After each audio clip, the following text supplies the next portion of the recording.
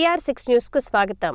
నేను బచ్చా అయితే నా చేతిలో చిత్తుచిత్తుగా ఓడిన నిన్నే మనాలి చంద్రబాబు అంటూ చంద్రబాబు నాయుడుపై ఫైర్ అయ్యారు.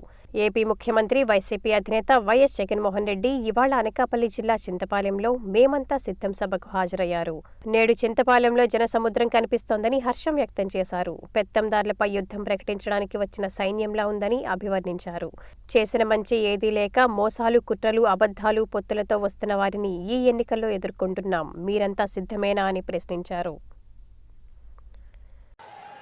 అడుగుతా ఉన్నా, అయ్యా బాబు, నేను బచ్చా అయితే నా చేతిలో చిత్తుగా ఓడిపోయి కేవలం 23 మంది ఎమ్మెల్యేలను మాత్రమే గెలిపించుకున్న నువ్వు ఎవరయ్యా అని అడుగుతా ఉన్నాను.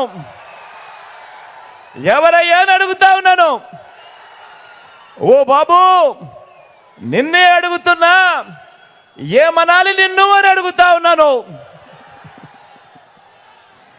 నేను బచ్చా అయితే 5 ఏళ్ల తర్వాత కూడా నాతో పోటీకి నువ్వు ఒక్కనివే రావడానికి నీకు ధైర్యం చాలడం లేదు. 1 డజన్ మందిని వెనకేసుకొని వస్తా ఉన్న నిన్నేమనాలి అని అడుగుతా ఉన్నాను. ఓ బాబు, నిన్ను ఏమనాలి అని అడుగుతా ఉన్నాను. ఏమనాలి?